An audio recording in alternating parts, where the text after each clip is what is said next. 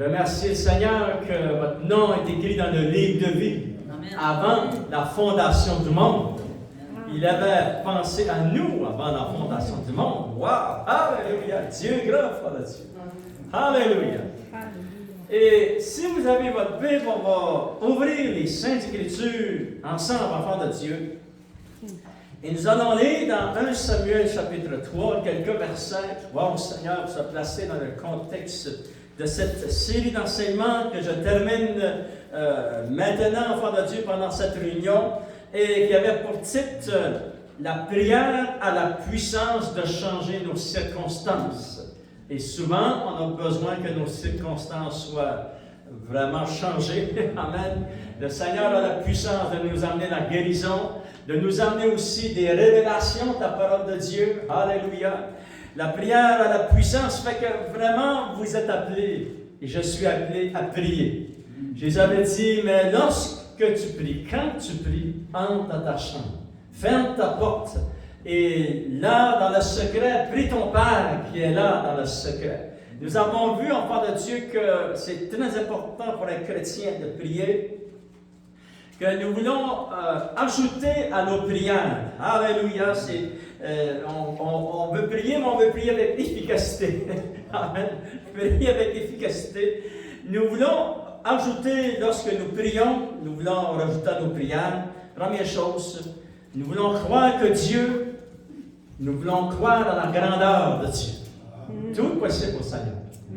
Et vraiment, lorsqu'on regarde nos vies et on étudie tout ce qui s'est passé dans nos vies, on dit « Wow, je viens de loin, puis le Seigneur a fait des miracles que jamais j'avais pensé. » Tout est possible à Dieu.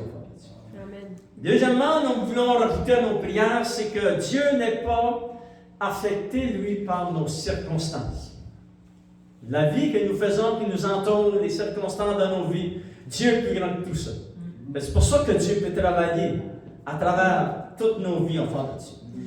Nous voulons aussi croire que Dieu fera une distinction.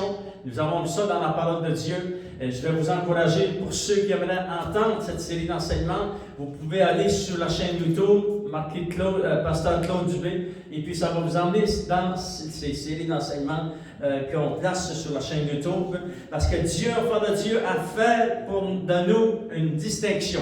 Il fera une distinction, il a fait, c'est vraiment fait, croire au Seigneur. Dieu va faire plus pour nous que pour les autres. Nous avons vu aussi, enfants de Dieu, nous voulons croire à la parole de Dieu. Croire que la Bible, et c'est la vérité, la Bible est plus haute et plus importante que tout ce que nous pouvons entendre comme parole. On entend beaucoup de paroles. À toutes les semaines, on entend toutes sortes de paroles. Mais on veut entendre la parole de Dieu. Nous voulons croire aussi, enfants de Dieu, que Dieu fera briller sa gloire et sa présence sur nos vies. Gloire au Seigneur.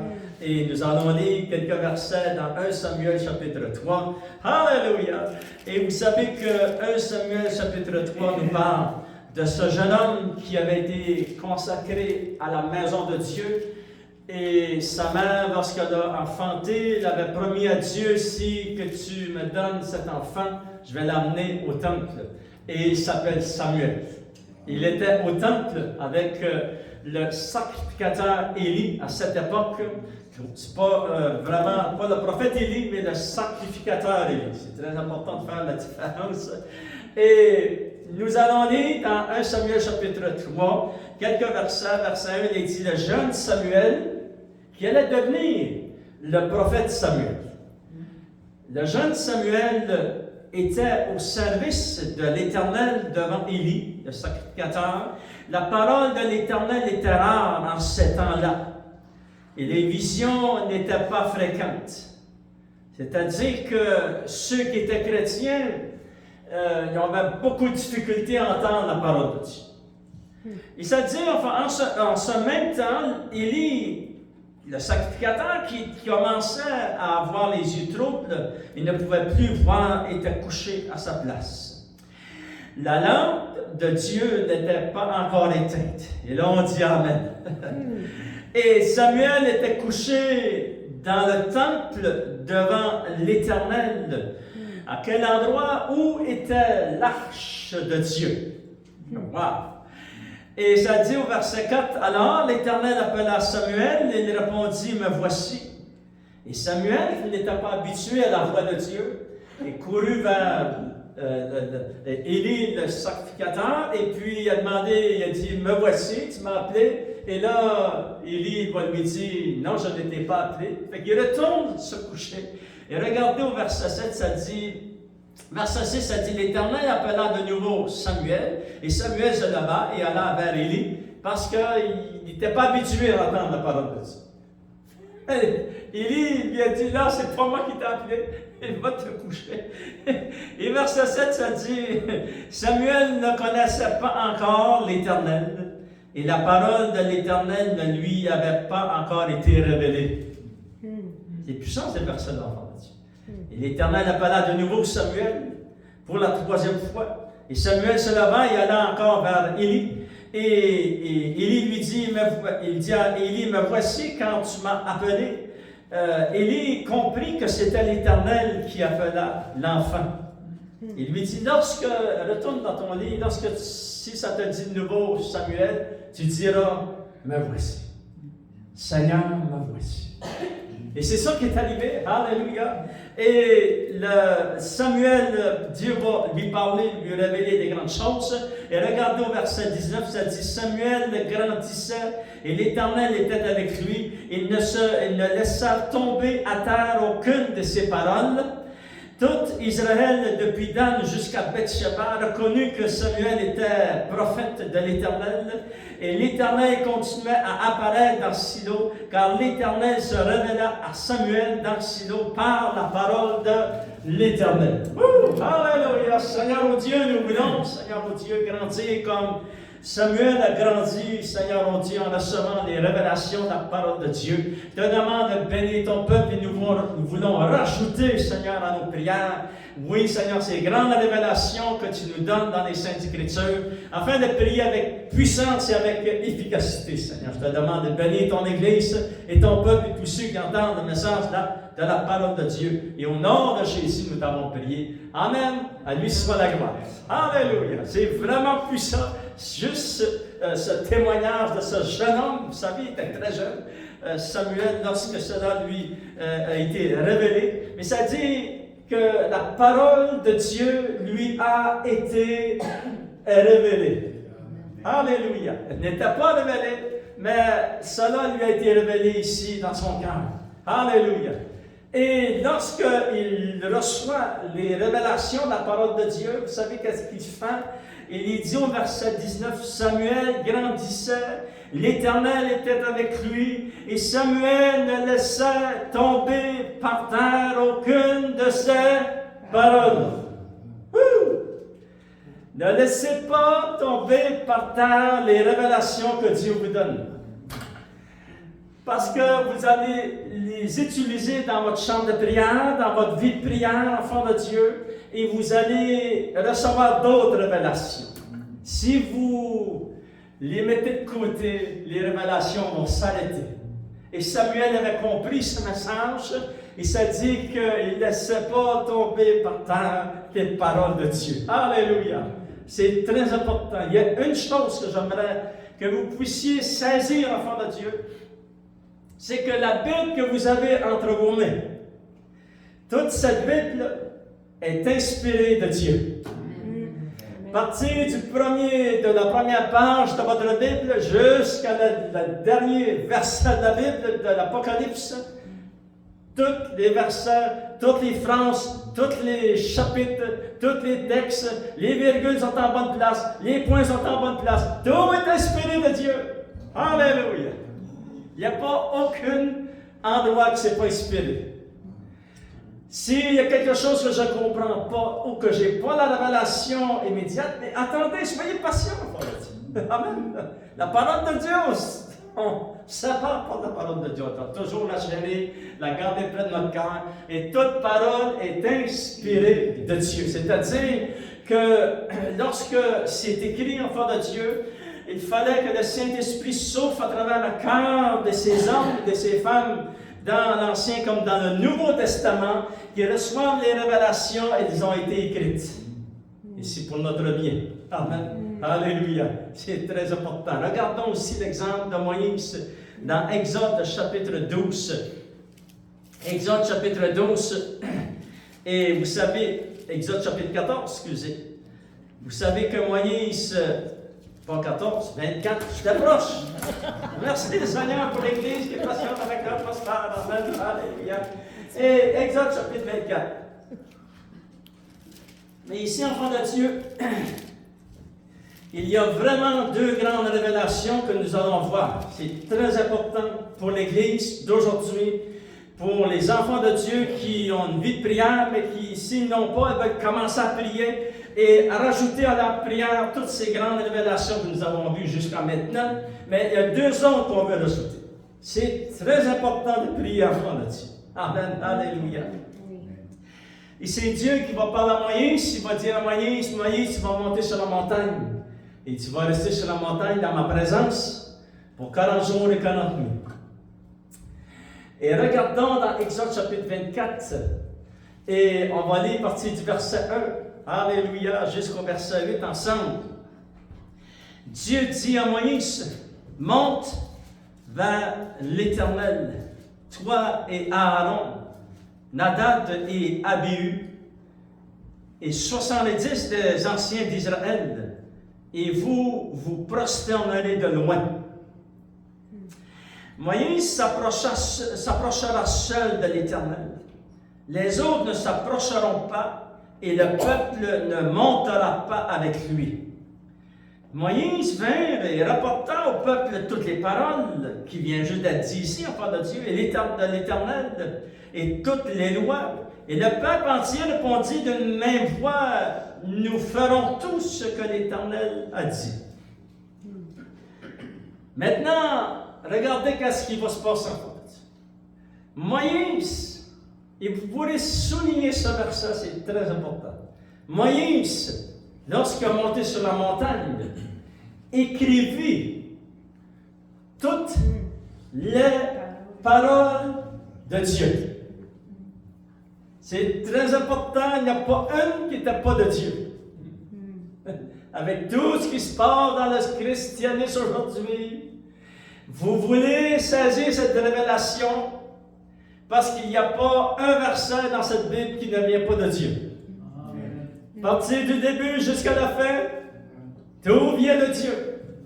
Les premiers 5 livres de votre Bible ont été écrits par la main de Moïse et le Saint-Esprit l'a inspiré à travers son cœur. Il a écrit, enfant de Dieu, tout est parfait. Il n'y a aucune erreur dans cette Bible. Alléluia. Et si quelque chose que je ne comprends pas, lorsqu'on harmonise les Écritures, on reçoit des révélations. On dit, là on reste dans la parole de Dieu. On reste dans la vérité. C'est ça que le chrétien est appelé à marcher dans la vérité. Mais on veut rester dans la vérité. Mais on va le relire ensemble. Ça dit, Moïse écrivit toutes les paroles de l'Éternel.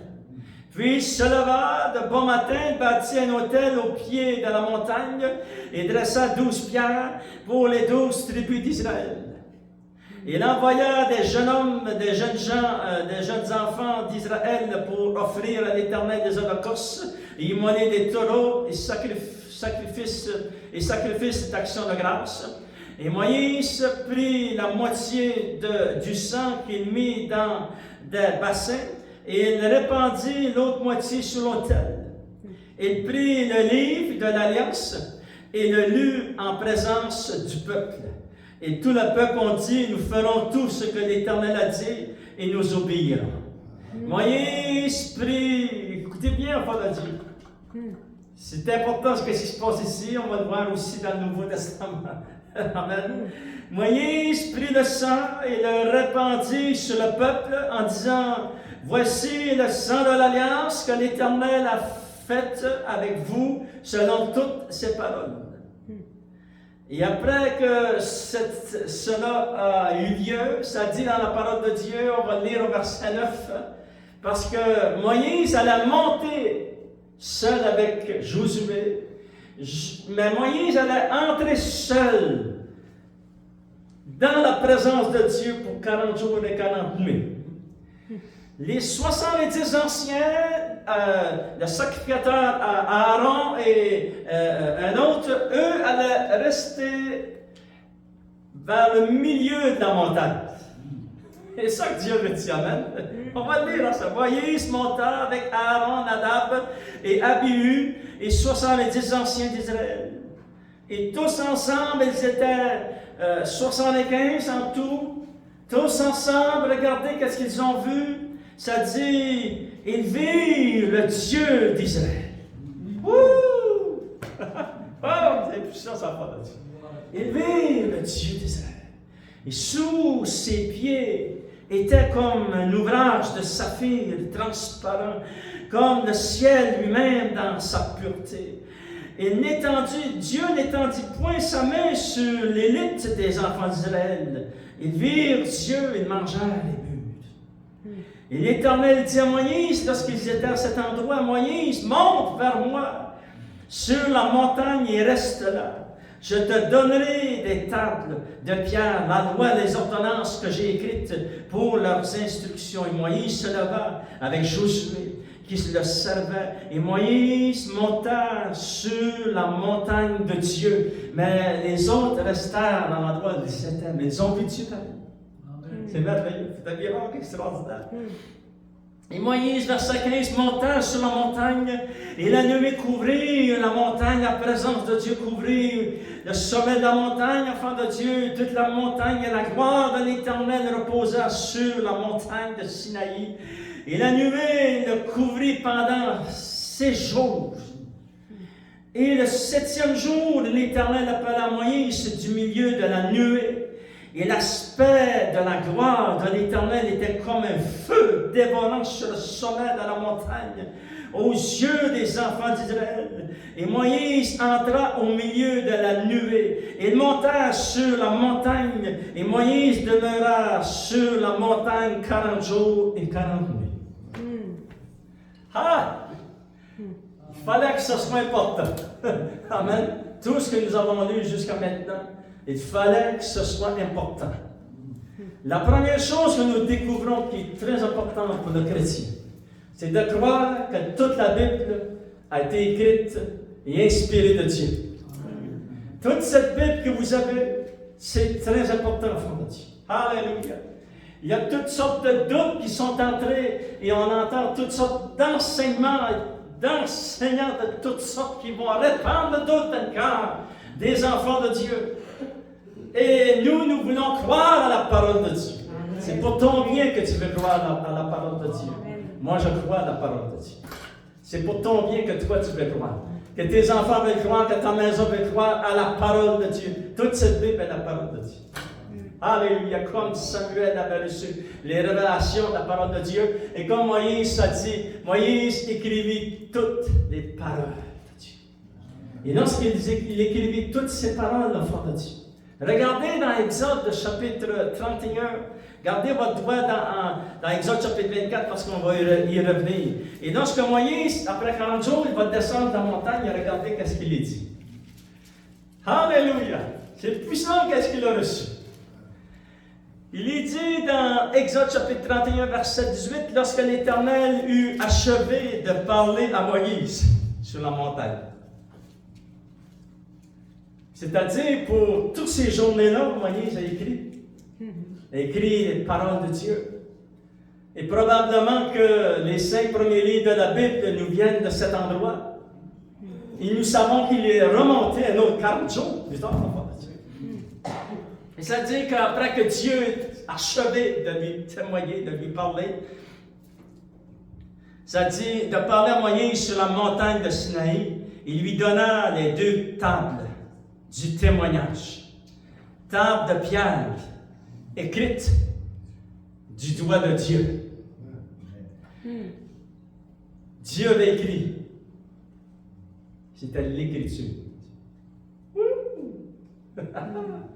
C'était l'écriture de Dieu.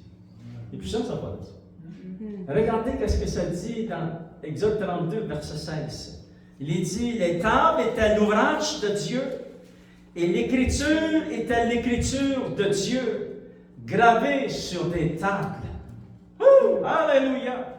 Maintenant, enfant de Dieu, c'est plus qu'une Bible. Écoutez bien.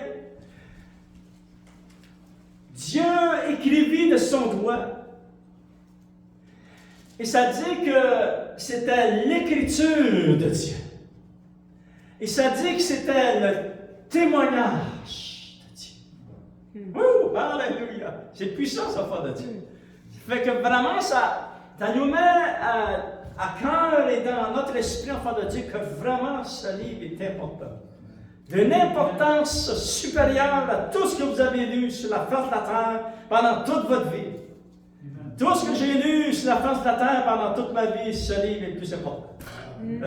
C'est l'écriture de Dieu, c'est le témoignage de Dieu. Alléluia! Regardez qu'est-ce que Moïse, juste avant sa mort, il va écrire par rapport à cette expérience dans Deutéronome chapitre 33, verset 1, il est dit ceci, enfant de Dieu.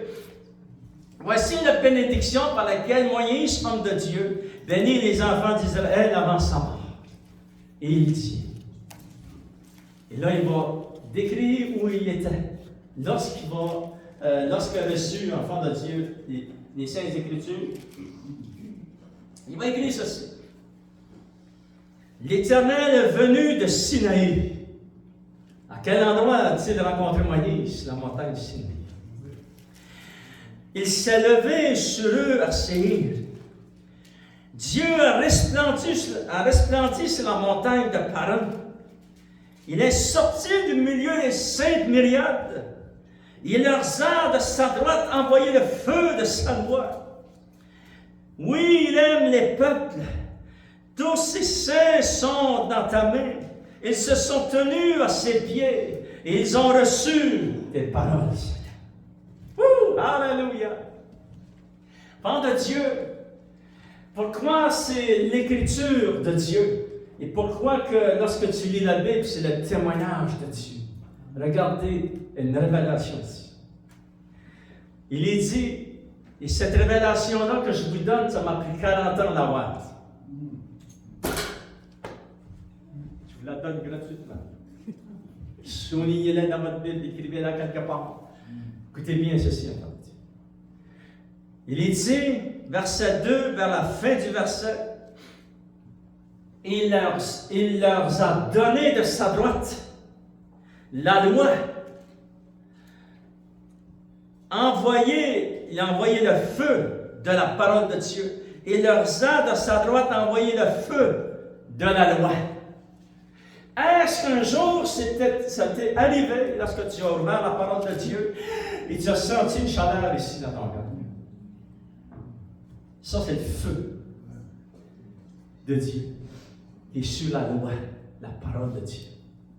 Pourquoi c'est accompagné par le feu? C'est parce que lorsque Dieu parlait à Moïse, il a parlé, Jésus nous a expliqué dans le Nouveau Testament que lorsque quelqu'un parle, il parle du fond de son cœur. Tout ce qui sort de sa bouche, c'est comme ce qu'il y a ici. Amen, à l'intérieur. C'est-à-dire que, pourquoi la parole de Dieu est accompagnée du feu de Dieu? C'est parce que c'est sorti, c'était ici, dans son être, dans son cœur, c'était dans le cœur de Dieu. Et ça a sorti, et vous l'avez décrit. Alléluia! C'est pour cela, enfant de Dieu, que c'est l'ouvrage de Dieu, c'est le témoignage de Dieu. Ça vient de son cœur. Cette lettre que vous avez, la parole de Dieu, les Saintes Écritures, c'est le témoignage de Dieu. Lorsque vous priez, vous voulez rajouter à cette prière, vraiment, enfant de Dieu, lorsqu'il vient des versets dans votre cœur, citez-les dans la prière, c'est très important parce que là, vous priez la parole de Dieu. La 7e croyance que nous voulons rajouter à notre vie de prière. Vous vous souvenez qu'on a lu dans Exode chapitre 24 que Moïse, après avoir reçu la parole de Dieu, ça dit que Moïse écrivit toutes les paroles de l'Éternel. Et s'est présenté devant le peuple. Ça dit que Moïse écrivit toutes les paroles de l'Éternel et Moïse lut toutes les paroles devant le peuple. Amen. C'est puissant, Père de Dieu. J'allais dire, moi, ça va avoir plus de temps. Mais oui, ça fait du temps, Père de Dieu. Et ça dit qu'il a lu la parole de l'Éternel devant le peuple. Qu'est-ce que le peuple a dit? Ils ont dit, nous obéirons à la parole de Dieu. Amen, c'est ce qu'ils ont dit, on l'a lu. Et aussi, il y a quelque chose de puissant que Moïse a fait, et c'était tout planifié par Dieu. C'est que Moïse a envoyé des jeunes gens aller sacrifier des animaux et prendre le sang des animaux et le répandre sur la parole de Dieu et sur le peuple. On va le relire ensemble. Et Exode, chapitre 24, enfant de Dieu, il envoya, verset 5, des jeunes gens, ils ont fait des sacrifices. Moïse, verset 6, ça dit, Moïse prit la moitié du sang qu'il mit dans le bassin et il répandit l'autre moitié sur l'autel. Il prit le livre de l'Alliance, il le lut en présence du peuple, et il dit, nous obéirons. Et verset 8, Moïse prit le sang et le répandit sur le peuple en disant, voici le sang de l'Alliance que l'Éternel a faite avec vous, selon toutes ses paroles. Alléluia! Maintenant, enfant de Dieu, ce n'est pas un hasard, c'est très important. Alléluia! Moïse dit, voici cette alliance que Dieu a fait avec vous, enfant de Dieu. De quelle alliance parlait-il? Quelques chapitres avant Exode chapitre 12. On va juste regarder pour quelques instants cette alliance très importante qu'il a faite. Dieu a fait cette alliance avec le peuple d'Israël. Exode chapitre 12, vous pourrez tout le lire chez vous à la maison. Mais ça dit, enfant de Dieu, qu'il avait dit au peuple d'Israël de prendre un agneau et de sacrifier l'agneau et de mettre le sang sur les linteaux de leur porte. Parce que dans cette nuit-là, le jugement allait venir. Et regardez, il est dit ceci, enfant de Dieu. Cette nuit-là, verset 12, je passerai dans le pays d'Égypte et je frapperai tous les premiers-nés du pays d'Égypte, depuis les hommes jusqu'aux animaux, et j'exercerai des jugements contre tous les dieux. Pourquoi a-t-il exercé des jugements? C'est contre tous les dieux de l'Égypte. Parce que Dieu dit, je suis l'Éternel. Le sang vous servira de signe. Et lorsque je verrai le sang, je passerai par-dessus votre maison. C'est-à-dire, le sang de l'agneau a amené la bénédiction sur les enfants de Dieu. Et ceux qui n'étaient pas couverts par le sang de l'agneau ont reçu le jugement. Écoutez bien ceci, enfants de Dieu. Tout ceci que nous regardons dans l'Ancien Testament est résumé dans Hébreux chapitre 9. Mais j'aimerais vous le lire, parce que là, c'est très important pour nous, enfants de Dieu. Qu'est-ce qui s'est passé avec tout cet Ancien Testament? Alléluia! Ce que l'Ancien Testament, enfants de Dieu, pour nous, c'est quoi? C'est écrit afin de nous servir d'exemple. Mais aussi, c'était l'ombre des choses. Dans l'Ancien Testament, c'est tout ce qui c'est les cérémonies, les choses qui se sont développées dans l'Ancien Testament. Jésus allait venir et il allait accomplir tout ce que l'Ancien Testament exigeait. Maintenant, regardez dans Hébreux chapitre 9, quelques versets, enfants de Dieu. Alléluia. Hébreux chapitre 9, on va lire verset 19. Il est dit ceci. Moïse, après avoir prononcé devant tout le peuple tous les commandements de la loi, prit le sang des veaux et des boucs avec de l'eau et de la laine écarlate et de l'hypsote, et il fit l'aspersion sur le livre lui-même et sur tout le peuple. Quand a-t-il fait cela? C'est lorsque il a monté sur la montagne, lorsqu'il est descendu. C'est le même endroit que nous avons lu, enfants de Dieu, dans Exode chapitre 12 jusqu'au chapitre 24. Ce sont des événements très importants. Et il a pris le sang de ces agneaux, il l'a répandu sur le livre lui-même et sur le peuple. Et en disant, verset 20, ceci est le sang de l'alliance que Dieu a ordonné pour vous. Dans Exode chapitre 12, que le sang va vous amener, va être un signe qui va vous amener la protection contre tout jugement. Les jugements, ce n'est pas pour les enfants de Dieu qui sont nés de nouveau, qui marchent avec le Seigneur de toute leur cœur. Marchez avec Dieu de toute votre cœur. Alléluia. Maintenant, enfants de Dieu, c'est écrit partout dans la parole de Dieu. Mais regardez au verset 21, ça dit, dans verset 21, il fit pareillement l'aspersion avec le sang sur le tabernacle et sur toutes les ustensiles du culte, etc., etc. Verset 23, ça dit, il était donc nécessaire, puisque les images des choses qui sont dans les cieux devaient être purifiées de cette manière, que les choses célestes elles-mêmes le furent par des sacrifices plus excellents que ceux-là. Car Christ n'est pas entré dans un sanctuaire fait de main d'homme, en imitation du véritable, mais Jésus est entré dans le ciel même, afin de comparaître maintenant pour nous devant la face de Dieu. Il n'est pas entré avec le sang des étrangers. Et ici, enfant de Dieu, regardez ce qui est très important. En la révolte d'Adam et Ève, Satan a souillé le deuxième ciel, puis il a souillé les choses du troisième ciel. Puis il a tout pollué la terre. Jésus-Christ est venu, lorsqu'il a été crucifié à Golgotha, c'était pour nous racheter. Mais un autre aspect de la crucifixion, c'était aussi pour amener son sang et purifier le troisième ciel, et le deuxième ciel, et le premier ciel. C'est pour cela qu'un chrétien qui est né de nouveau, immédiatement, il peut commencer à marcher avec le Seigneur. Parce que le sang de Jésus a été répandu dans le tabernacle céleste. Ça a été, ce que Moïse a fait, Jésus l'a fait dans le monde céleste. Alléluia! Il a réconcilié le ciel et la terre. Et lorsque Jésus revient, enfant de Dieu, va poser ses deux pieds sur la montagne des Oliviers, bientôt, très bientôt. Alléluia, parce que nous savons que le son de la trompette est proche de sonner. Restez attachés au Seigneur, amenez tous vos enfants au Seigneur. Priez tous pour les autres, parce que Jésus revient bientôt, enfant de Dieu. Lorsqu'on le rencontre sur la nuée, 7 années plus tard, il revient pour poser ses deux pieds sur la montagne des Oliviers à Jérusalem.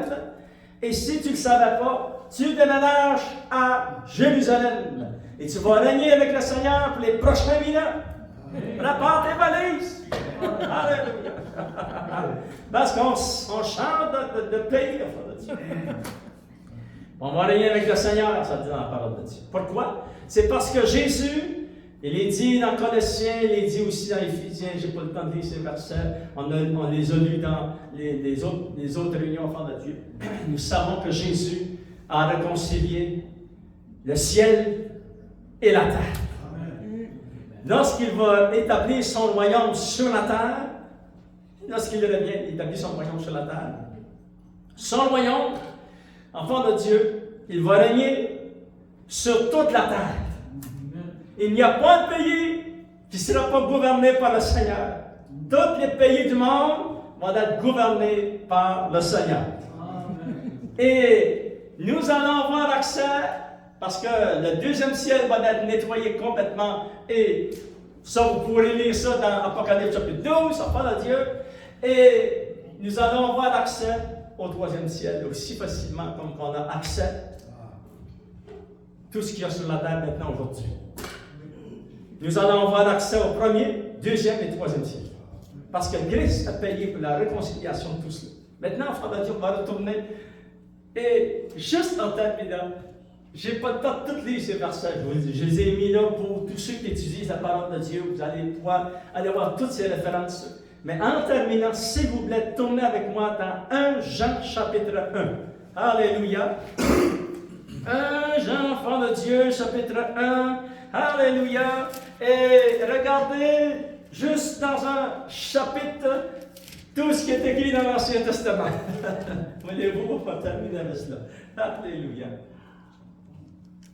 Il y a tellement d'informations dans la parole de Dieu que moi, je deviens excité. Je suis là, alléluia, la parole de Dieu est puissante, la parole de Dieu. Regardez au verset 1. Vous vous souvenez, Moïse avait dit qu'il avait écrit toutes les paroles de Dieu. Le sang de l'agneau avait été répandu dans l'Ancien Testament. Jésus est venu, il est l'agneau de Dieu qui a été choisi. Vous vous souvenez de tout cela. Maintenant, regardez ceci. 1 Jean chapitre 1 verset 1, il est dit, ce qui était dès le commencement, ce que nous avons entendu et ce que nous avons vu de nos yeux, ce que nous avons contemplé et que nos mains ont touché concernant la parole de vie, car la vie a été manifestée et nous l'avons touchée et nous l'avons embrassée. De qui Jean parle-t-il? Il parle de Jésus lui-même, la parole de Dieu. Jésus, la parole de Dieu, est venu. Il a habité parmi nous et on dit merci Seigneur. Alléluia. Il a manifesté la vie et la lumière des hommes. Et toute sa livre est la parole de Dieu. Maintenant, regardons, enfants de Dieu. Les premiers versets parlent de Jésus qui est la parole de Dieu. On a vu dans l'Ancien Testament comment la Bible est importante. Le Nouveau est extrêmement important aussi, enfants de Dieu, parce que c'est tout important la Bible. Et Jésus est la parole de Dieu. Regardez, enfants de Dieu, verset 5. La nouvelle que nous avons appris de Jésus, de lui, et que nous vous annonçons, c'est que Dieu est lumière, et qu'il n'y a point en lui de ténèbres. Si nous disons que nous sommes en communion avec lui, que nous marchions dans les ténèbres, nous mentons et nous ne pratiquons pas la vérité. Mais si nous marchons dans la lumière, dans la parole de Dieu, comme il est lui-même dans la lumière, nous sommes mutuellement en communion. Et deuxième chose que tu dois rajouter à ta liste, à ta vie de prière, et le sang de Jésus nous purifie continuellement de tout péché. Oui, alléluia. Donnez une bonne belle applaudissement au Seigneur ce matin. Lèvons-nous, enfants de Dieu. Alléluia. Et on appelle nos musiciens. Et on certainement va pouvoir chanter. Alléluia. Voir ce que Dieu a fait. Dieu est bon, enfants de Dieu. On vous encourage à prier. Rajoutez ces croyances à vos prières. Croyez que la parole de Dieu est toute inspirée. Et croyez que le sang de l'agneau est un signe sur vous, enfants de Dieu, sur votre maison, votre foyer. Et qui vous amène une protection très spéciale. Alléluia. Seigneur, nous te remercions. Nul n'est comme toi. La parole de Dieu est puissante, elle est glorieuse. Et Seigneur, oh Dieu, on est excités de comprendre les Saintes Écritures. Merci que tu as ouvert nos cœurs. Nous avons reçu des grandes révélations, mais nous voulons les utiliser dans nos chants de prière, afin de prier pour nos bien-aimés, de prier pour nos enfants, de prier pour nos petits-enfants, de prier pour notre région, de prier pour notre pays. Alléluia! Interviens pour ton peuple, Seigneur, au nom de Jésus, nous t'avons prié. Et tout le peuple de Dieu dit, enfant de Dieu, Amen, à lui soit la gloire. On termine avec ce chant spécial ce matin.